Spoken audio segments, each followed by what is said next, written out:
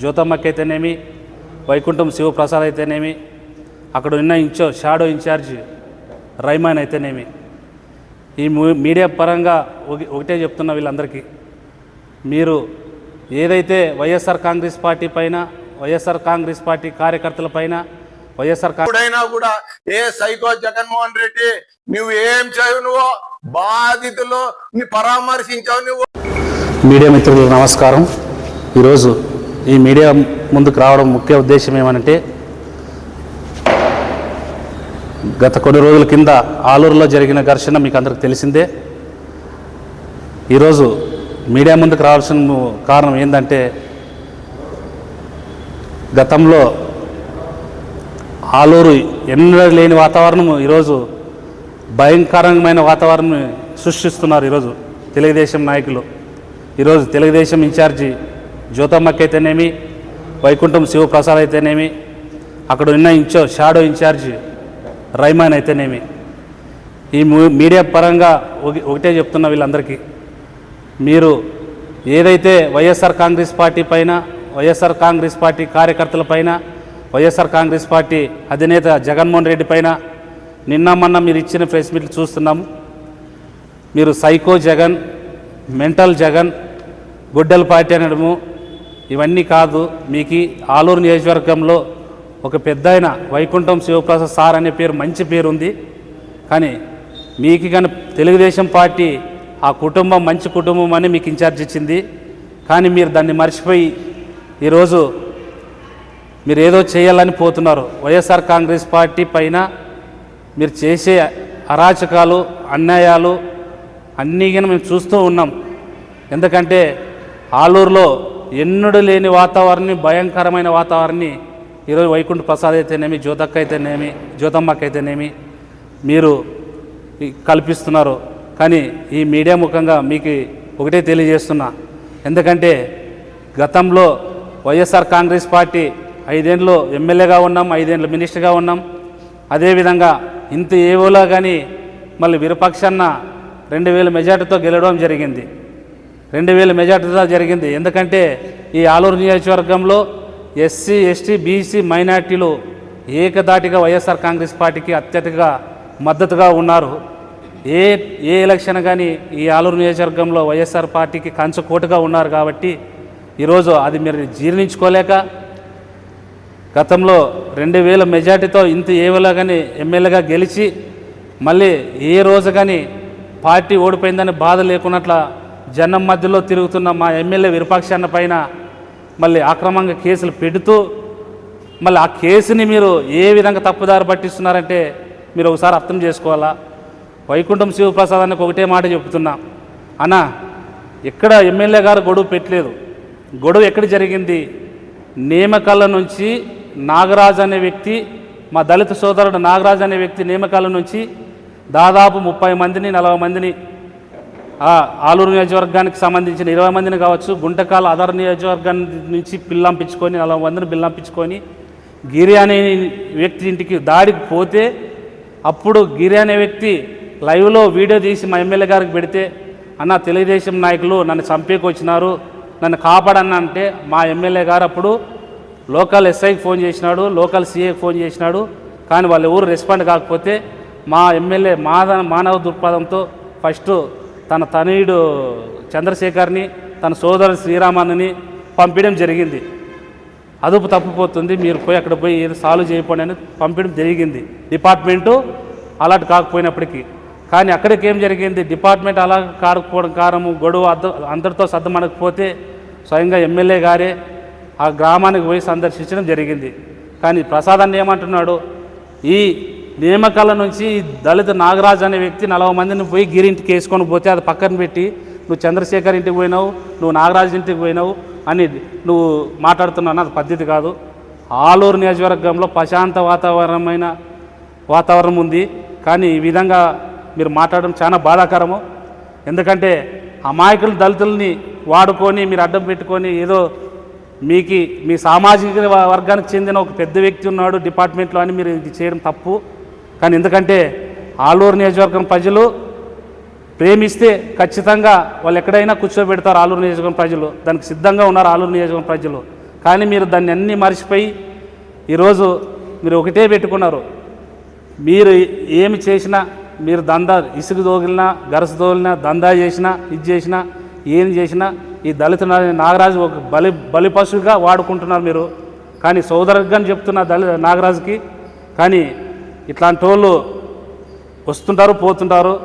గతంలో వైఎస్ఆర్ కాంగ్రెస్ పార్టీ 5 ఏళ్ళ అధికారంలో ఉన్నప్పుడు ఈ ప్రసాదాన్ని ఎక్కడున్నాడో తెలియదు. మళ్ళీ మాకు మీ కార్యకర్తలను ఎవరు కాపాడుకున్నారో మళ్ళీ నీకు తెలియదు. నీకు మళ్ళీ ఈరోజు నువ్వు అధికారం ఉందని నువ్వు మాట్లాడుతున్నావన్నా, అది పద్ధతి కాదు.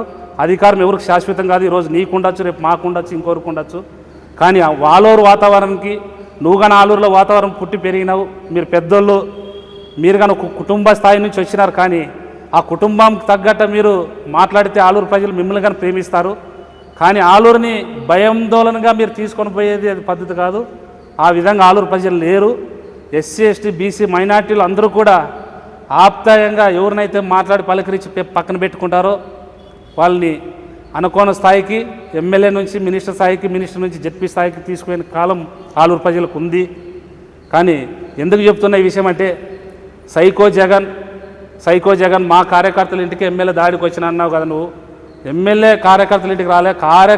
వైఎస్ఆర్సీపీ కార్యకర్త ఇంటికి టీడీపీ కార్యకర్తలు వస్తేనే ఎమ్మెల్యే వచ్చినాడన్నా, అది మర్చిపోవద్దు. మీకు కానీ తెలుసు ఏం జరిగిందనేది. ఒక దళితుడిని, ఒక అమాయకురాల్ని, సుచిత్ర అన్న పాపని మీరు బలిపసిగా చేస్తుంటే చాలా బాధ వేస్తుంది. కానీ నియోజకవర్గంలో, జిల్లాలో దళితులు పగలు టిప్పర్లతో గుద్దినారు, లారీలతో గుద్దినారు, లాకప్ తెచ్చి చేసినారు, అన్నీ చేసినారు. ఎందుకు సిగ్గుచేటంటే ఈరోజు తెలుగుదేశం నాయకులు మాట్లాడుతున్నారు. ఈరోజు ఇన్ఛార్జీలు కానీ, ఎమ్మెల్యేలు కానీ, మళ్ళీ ఇదే హోదాలో ఉన్న నాయకులు కానీ మాట్లాడుతున్నారు. మళ్ళీ టిప్పర్లతో లారీలతో గుద్దినప్పుడు, దళితులు చంపినప్పుడు మీకు ఆ రోజు దళితులు గుర్తుకు రాలే? మళ్ళీ ఈ రోజు ఎందుకు గుర్తుకు వచ్చినారని కానీ మేము ప్రశ్నిస్తున్నాం. గతంలో లక్ష్మీనారాయణ చనిపోయినాడు, ఆ రోజు ఎవరు మాట్లాడలే. టీఎం రమేష్ చనిపోయినాడు, పత్తికొండ కాన్స్టిట్యున్సీలో ఎవరు మాట్లాడలే. ఇదే ఆదో నియోజకవర్గంలో, ఇదే నానంతపల్లిలో దళిత మహిళని గుద్దు సంపత్తి ఎవరు మాట్లాడలే. ఇదే డానాపురంలో ఒక దళితుడు పైకి ఎక్కరాదని ఇదే జిల్లా అధ్యక్షురాలు, ఇదే ఎమ్మెల్యే మాట్లాడితే ఎవరు మాట్లాడలే.